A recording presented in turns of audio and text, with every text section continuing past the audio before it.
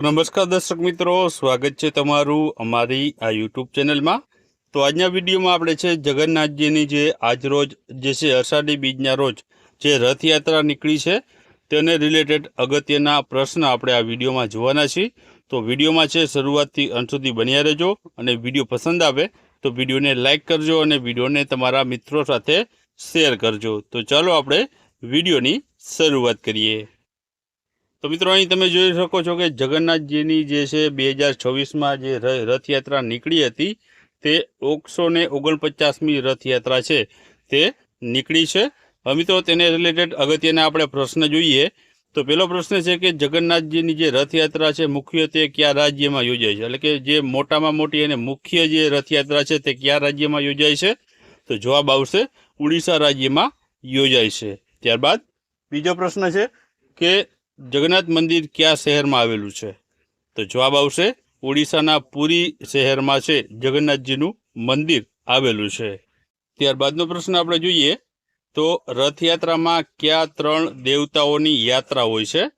તો આમાં જવાબ આવશે તે આવશે જગન્નાથજી, બલભદ્ર અને સુભદ્રા, આ 3 દેવતાઓની યાત્રા છે આ રથયાત્રામાં જોવા મળતી હોય છે।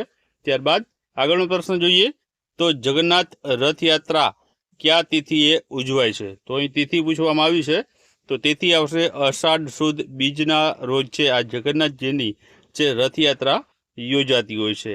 ત્યારબાદ ભગવાન જગન્નાથનો રથ કયા નામે ઓળખાય છે? તો જવાબ આવશે નંદીઘોષ તરીકે તેના રથને ઓળખવામાં આવે છે। ત્યારબાદ બલભદ્રના રથનું નામ શું છે? તો બલભદ્રના રથનું નામ છે તાળધ્વજ। ત્યારબાદ આગળનો પ્રશ્ન આપણે જોઈએ તો સુભદ્રા રથનું નામ શું છે?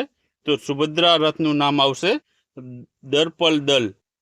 ત્યારબાદ આગળ વાત કરીએ તો રથયાત્રા દરમિયાન ભગવાન જગન્નાથ કયા મંદિર સુધી જાય છે?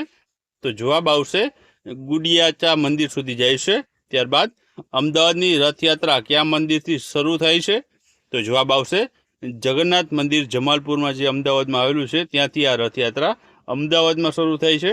ત્યારબાદ આગળનો પ્રશ્ન છે કે અમદાવાદની રથયાત્રા ભારતની કઈ સૌથી મોટી રથયાત્રા માનવામાં આવે છે? તો જવાબ આવશે બીજા નંબરની મોટી રથયાત્રા જે છે માનવામાં આવે છે અમદાવાદની રથયાત્રાને। ત્યારબાદ અમદાવાદમાં રથયાત્રા કયા દિવસે ઉજવાય છે? તો જવાબ આવશે અષાઢ સુદ બીજના રોજ। ત્યારબાદ રથયાત્રા દરમિયાન ભગવાન જગન્નાથનો મામાનું ઘર કયા વિસ્તારમાં માનવામાં આવે છે? તો જવાબ આવશે સરસપુરને।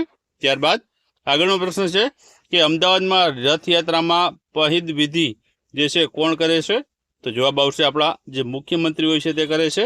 ત્યારબાદ અમદાવાદની રથયાત્રા અંદાજે કેટલા કિલોમીટર લાંબી હોય છે? તો જવાબ આવશે 14 કિલોમીટર જેટલી લાંબી હોય છે। ત્યારબાદ આગળ વાત કરીએ આપણે તો અમદાવાદની રથયાત્રામાં ભગવાનના દર્શન સૌથી પહેલાં કોને કરાવવામાં આવે છે? તો જવાબ આવશે હાથીઓને કરાવવામાં આવે છે। ત્યારબાદ આગળનો પ્રશ્ન છે જગન્નાથ મંદિર કયા ધામમાં આવે છે? તો જવાબ આવશે 4 ધામમાં। ત્યારબાદ ભગવાન જગન્નાથને વિષ્ણુના કયા સ્વરૂપ તરીકે માનવામાં આવે છે? તો જવાબ આવશે કૃષ્ણના સ્વરૂપ તરીકે માનવામાં આવે છે।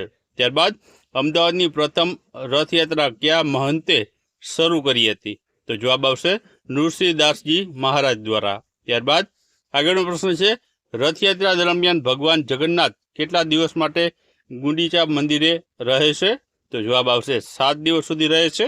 ત્યારબાદ ગુજરાતમાં સૌથી પ્રસિદ્ધ રથયાત્રા કયા શહેરમાં યોજાય છે? તો જવાબ આવશે આપણા અમદાવાદ શહેરમાં।